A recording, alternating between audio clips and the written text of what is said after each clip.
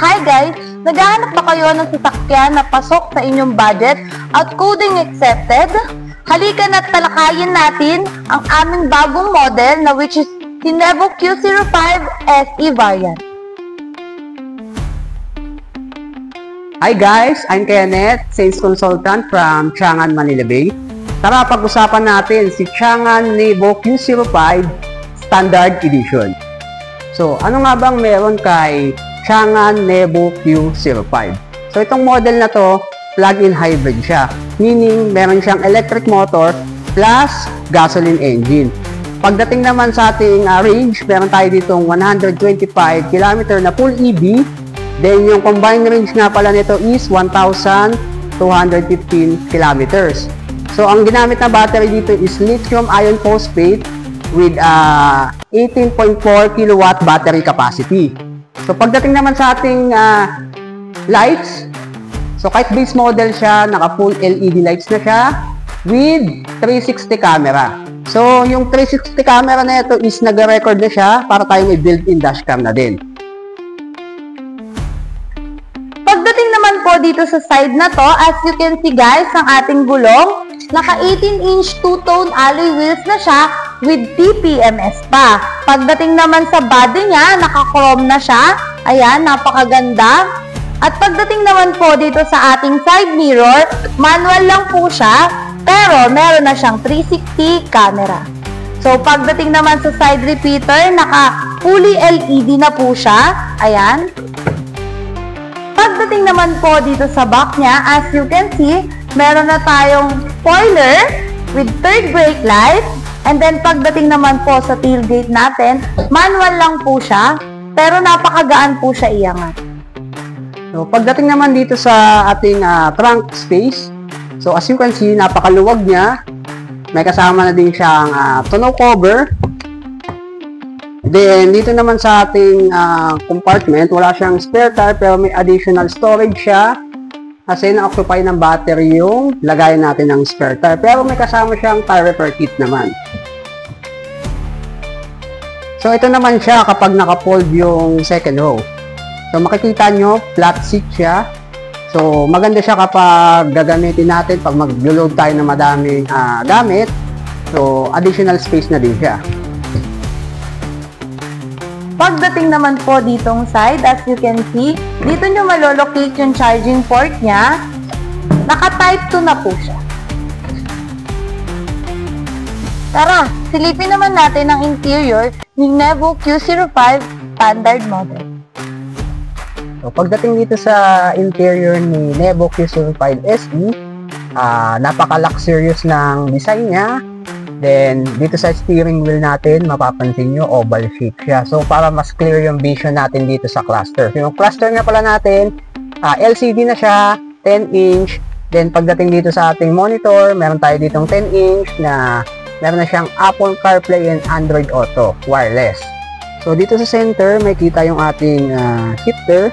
Shift-by-wire na siya, para lang siyang joystick. Then, meron tayo ditong button ng 360 camera. Dito naman yung emergency save niya. So, dito, pag pinindot nyo to, mag-a-appear sa infotainment system natin yung 360 camera niya. Meron tayo ditong option na 3D. So, yan. Kita yung buong surrounding niya.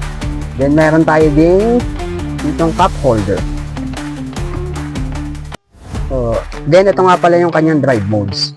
So, isi-switch nyo lang tong knob na to, magpapalit na siya ng modes. So, anong meron sa infotainment niya? Dito naman sa vehicle center, dito natin makikita yung powertrain mode niya. So, kapag sinitch ko yung knob, magpapalit-palit siya ng, ng drive modes niya. So, meron tayo ditong pure EV, mix, then range extension, intelligence, at saka smart SIM. So, meron tayo ditong long distance, mountain, emergency, at saka park charging. So, sa park charging naman, for example, gusto nyo full EV lang yung gamitin nyo. So, pwede nyo siyang i-charge. So, ang requirements lang, kailangan naka-park tayo, then mag-set kayo ng target nyo percentage. Then, may option kayo ng slow, fast, medium. So, pag naka-pass tayo, mas mabilis yung charging niya, pero mapapansin nyo, mas mataas yung RPM niya. So, medyo malakas siya konti konsumo ng gas. So, pindutin nyo lang save, automatic na siya magka-charging. And then, nakikita nyo dito, ayan. So, charging siya. So, ngayon, naka 14% siya. Dito naman sa ating door, dito nyo malolocate yung window, button natin. So, one touch up, one touch down siya. Plus, meron siyang ambient light. So, napapalitan siya ng color. Then, pagdating naman sa seat, as you can see, naka-leather seat tayo. Two-tone nga pala siya. Combination siya ng gray at saka black. Dito naman tayo sa second row, guys. As you can see, ayan, yung headroom ko, 5'9" yung height ko, pero hindi tumatama yung ulo ko. Sobrang spacious pa rin niya. And then, pagdating na naman po sa legroom ko, ayan, sobrang spacious pa rin niya, guys. Ayan, sobrang komportable ko. And then, makikita nyo din dito, guys, may sarili kayong AC. Yan. With 2 USB na siya, charging port. And then, eto, nakakadagdag pa siya sa komportable. Ayan. So, may center armrest na din tayo dito with 2 cup holder.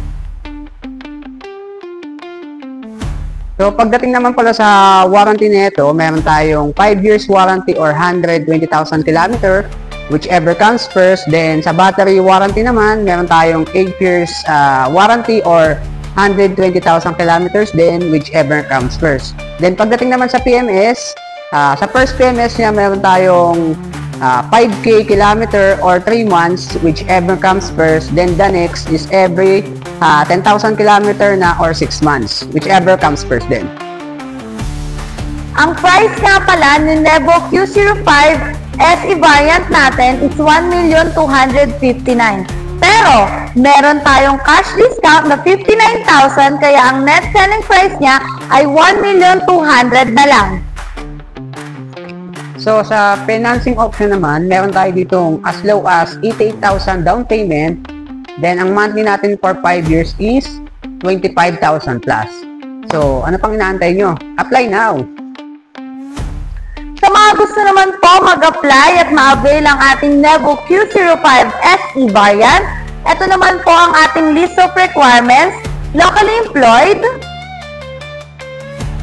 OFW,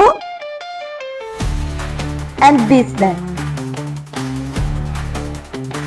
So, sa gustong mag-test drive kay Nevo Q05, available siya every Friday and Saturday. So, dito lang siya sa Chang'an, Manila Bay, located sa Pasay. Sa likod lang siya ng Golden Bay Restaurant. So, ano pang hinaantay nyo? Message nyo na kami dito sa contact details na ito. Guys, invite ko na din po pala kayo sa upcoming event namin. This June 20. So, official lang siya ng new energy model namin. And June 21, test drive event naman siya here at Chang'an, Manila Bay. Kita-kits po!